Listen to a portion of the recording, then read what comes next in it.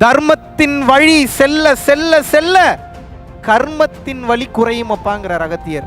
அறிவில்லாத முட்டாளாக இருக்காதீர்கள், அறிவை பொருளுலகத்துக்கு பயன்படுத்தி கொள்ளுங்கள். தர்மம்னு வரும்போது அறிவை பார்க்காதீங்க, கொடுத்துருங்க. ஈகோ மீன்ஸ் த ஐனா என்ன, நான் அப்படின்ற அந்த தன்மை. நான்ற ஒன்னே இல்லை. என் தேவை என் சுயநலத்தை தாண்டி இன்னொரு உயிருக்கு என்னால் என்ன கொடுக்க முடியும்? என் குடும்பம், என் குழந்தைகளை தாண்டி, என் புருஷன், என் பொண்டாட்டியை தாண்டி ஒரு மூன்றாம் நபருக்கு நான் கண்ணீர் சிந்த தயார் நிலையில் இருக்கிறேன்னா முடிஞ்சு, அவ்வளோதான். பிடிச்சிட்டீங்க, இறைவனை இறுக்கமாக பிடிச்சிட்டீங்கன்னு அர்த்தம்.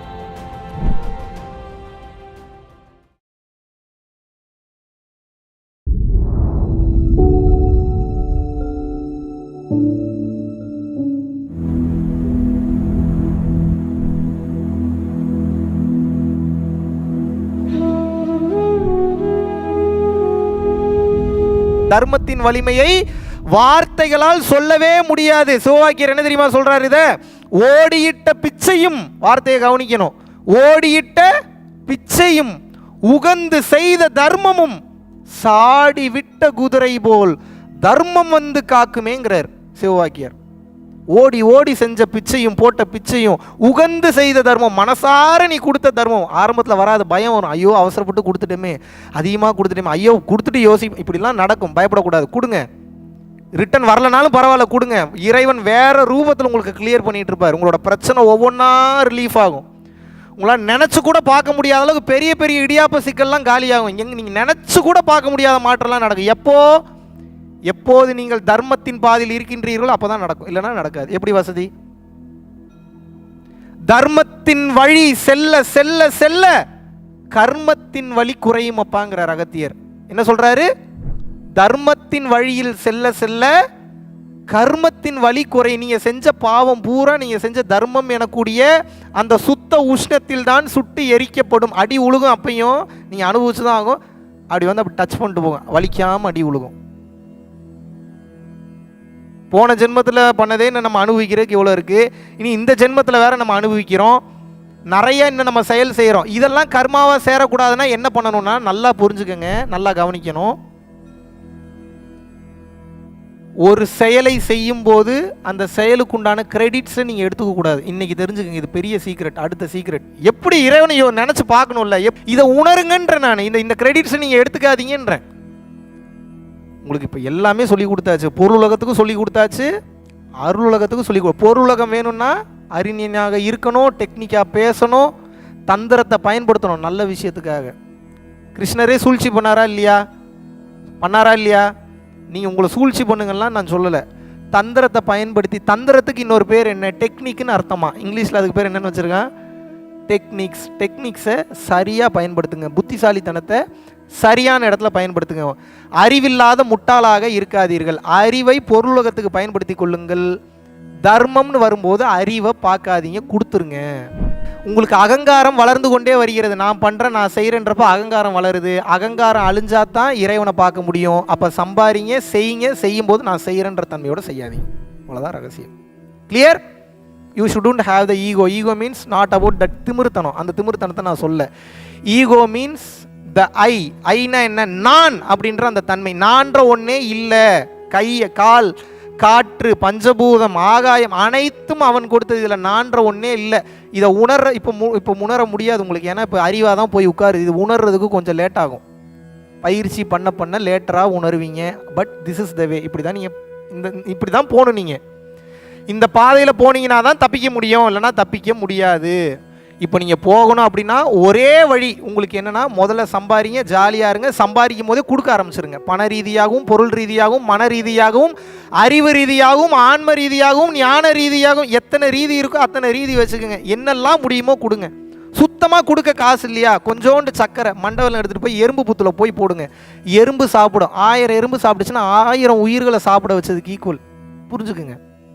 சுத்தமாக முடியல, செடிக்கு போய் தண்ணி ஊற்றுங்க. அந்த செடிக்கு தண்ணி ஊற்றி அந்த செடி வளர்ந்ததுனாலும் ஒரு உயிர் சாப்பிட்டதுக்கு ஈக்குவல். எல்லாம் உயிர்கள் தான். பணம் இருக்கிறவங்க பணமாக கொடுங்க, பொருள் இருக்கிறவங்க பொருளாக கொடுங்க, அறிவு இருக்கிறவங்க அறிவாக கொடுங்க. எதுவுமே இல்லையா, சின்ன சின்ன உயிர்களுக்கு, ஒரு புறாவுக்கு, ஒரு நாய்க்கு, ஒரு பன்றிக்கு, ஒரு கழுதைக்கு என்ன கொடுக்க முடியுமோ கொடுங்க. ஆக மொத்தம் கொடுங்க. ஏன்னா கொடுக்க கொடுக்க என்ன ஆகும்னு சொல்கிறேன் கேளுங்க. தர்மம் செய்ய செய்ய என்னை நான் கவனிக்கிறேன், கவனிக்கும் போது என்ன நடக்குதுன்னு தெரியுது. விச் மீன்ஸ், நல்லா கவனிங்க, நீங்கள் எப்போ ஒரு பொருளை போய் ஒருத்தன் நல்லா இருக்கணும்னு கொடுக்குறீங்களோ, கொடுக்கும்போது அவன் கண்ணை பார்க்கணும், இல்லாதவனுக்கு போய் கொடுக்கணும். ஒருவேளை இருக்கிறவனே கேட்குறானா அவனுக்கும் கொடுக்கலாம், தப்பு கிடையாது. ஏன்னா இப்போ நல்ல ட்ரெஸ்ஸு நல்ல கார் வச்சுருக்கிறவன் 3 வேளை கரெக்டாக சாப்பிட்றான்னு சொல்ல முடியுமா? பசி எல்லாத்துக்கும் ஒன்று தானே. இப்போ ஒரு எக்ஸாம்பிளுக்கு சொல்கிறேன், சாப்பாட்டுக்கே வழி இல்லாமல் இருக்கிற ஒருத்தனுக்கு ஒரு வேளை சாப்பாடு கொண்டு போய் நீங்கள் கொடுக்குறீங்க. கொடுக்கும்போது அவன் 2-3 நாள் சாப்பிடாமல் இருக்கான். அந்த சாப்பாடை பார்த்தோன்னே எப்படி இருக்கும் அவனுக்கு? சந்தோஷமாக இருக்கும், கையெடுத்து கும்பிடுவான், ரொம்ப நன்றி சார், கண்ணில் அவனுக்கு கண் கலங்கிரும். இதை நீங்கள் பார்க்கும்போது உங்களுக்கு எப்படி இருக்கும்? உடம்பே ஒரு மாதிரி ஆகிடும். அது ஒரு விவரிக்க முடியாத ஒரு ஃபீலுக்கு உங்களை கொண்டு போயிடும். அப்போ எங்கே போச்சு உங்கள் மனசு? மனசு திமிருத்தனம் பண்ணும். அப்போ மனசே இல்லையே. மனசே இல்லாததுனால என்ன நடக்குதுன்னா, ஆன்மா உருகுகிறது. ஆன்மா என்ன பண்ணுது? ஆன்மா உருகுகிறது. இப்படி ஆன்மா உருக உருக உருக உருக உருக உருக ஈகோ கொஞ்சம் கொஞ்சமாக அடியும். ஒரு கட்டத்துக்கு மேலே என்ன ஆகுது அப்படின்னா, உங்களுடைய பாடி செல் ஒவ்வொன்றும் கெமிக்கல் ரியாக்ஷன் நடந்து இறைவனால் வேதிக்கப்படுகிறது. மாபெரும் பிரம்ம ரகசியம் அது. ஒருவன் கருணை உணர்வோடு தர்மம் செய்ய செய்ய கொடுக்க வேண்டும் என்ற தன்மையிலேயே இருக்கணும். கொடுக்கறதுன்னா சும்மா கையில் கொடுக்கறது இல்லை, கொடுக்கணுன்ற உணர்வு. இன்னைக்கு ஏதாவது கொடுத்துட முடியாதா? இன்னைக்கு கஷ்டப்படுற உயிருக்கு ஏதாவது நான் கொடுத்துட முடியாதா? இந்த உயிருக்கு நான் என்ன செய்ய முடியும்? என் தேவை, என் சுயநலத்தை தாண்டி இன்னொரு உயிருக்கு என்னால் என்ன கொடுக்க முடியும்? என்ன என்னால் கொடுக்க முடியும்? என்ன என்னால் செய்ய முடியும்? என் குடும்பம், என் குழந்தைகளை தாண்டி, என் புருஷன், என் பொண்டாட்டியை தாண்டி ஒரு 3ஆம் நபருக்கு நான் கண்ணீர் சிந்த தயார் நிலையில் இருக்கிறேன்னா முடிஞ்சு, அவ்வளோதான். பிடிச்சிட்டீங்க, இறைவனை இறுக்கமாக பிடிச்சிட்டீங்கன்னு அர்த்தம்.